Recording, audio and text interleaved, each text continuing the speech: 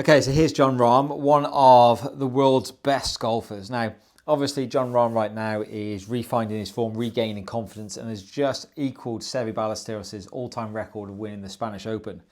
Now, Jon breaks the mold in what we traditionally think is acceptable from a technical point of view in the industry right now.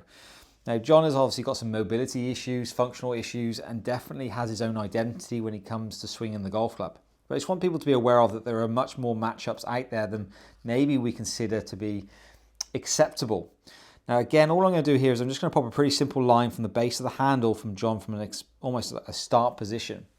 Now, as Jon takes the golf club away from a fairly weak style grip, initially the handle starts to move away from him. Club head gets behind the hands. I know plenty of people are trying to make their takeaway look super perfect in order to have a super functional golf swing. Well, Jon's basically going to tear that textbook up and basically define his own golf swing. Now, as he takes it to the top of the backswing, what we're going to see here is relative to where the hands actually started life, the hands have actually moved away, dramatically further away than where they started. Now, Jon is a player that puts his lead wrist into some degree of flexion or bowing at the top of the backswing. Again, a great matchup for a player that holds the golf club incredibly weak relative to what neutral would be found out on tour. Now, by definition, by putting the lead wrist into quite a lot of flexion, the club still gets a lot of club head depth. So even though the hands don't create too much depth in the backswing, and that simply means that the hands in general don't tend to move too far behind his body, as you can see here, the hands actually move out and away. Now, his matchup to that is to put a lot of lead wrist flexion in and get the golf club working way behind him. So by definition, the golf club is still behind him. Now, the way in which Jon has been able to create his golf swing is individual. But by definition, at the top of the backswing, we see a pretty, let's say, shallow golf club.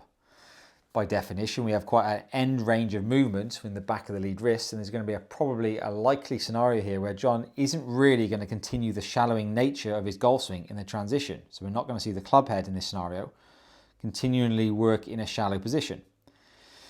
Now, this industry right now is very much defined by the idea of us trying to guarantee some degree of shallowing nature to the pitch of the shaft in transition. Well, Jon definitely goes against that grain due to the fact that he's extremely shallow at the top of the backswing, and it would be highly dysfunctional for him to continue to shallow out this golf club. So what we're going to see here is the golf club is actually going to start to steepen in a small nature. So the club in this environment is actually going to start to work in a steepened environment as the handle starts to work back from its original trace line. So again, as it keeps going, the handle keeps falling, starts to work back to where it started. The club is again going to continue to work in a fairly steep nature. This also helps Jon, relative to a weak blade at the top of the backswing, start to square the face. So by definition, this golf club is working from shallow to steep.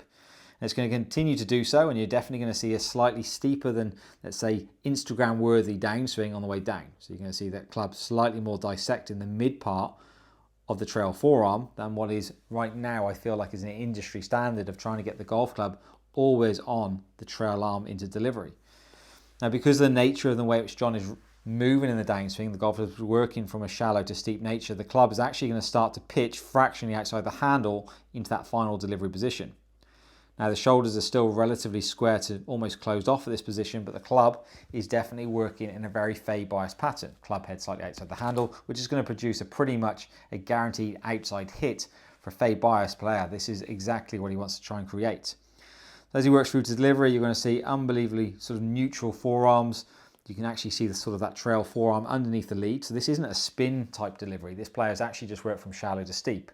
That can't be defined in our industry as a negative. There is more than one way to do this in terms of be functional for the golf shot. Through the shot, because he's got a weak style grip, he is allowing himself to fully release. Again, this is not a flip. Again, we see so many, even I am very guilty of this scenario, of trying to create a scenario where the golf club has to be held through impact. It's not, it's delivery freedom. So Jon is working from a shallow position, club face relatively open, little to no hand depth, getting relatively steep in transition, shallow to steep to get the golf club pitching in a relatively neutral environment. Seeing an unbelievably picture-perfect delivery position at P6, full freedom, delivery freedom through the hit, and a full release.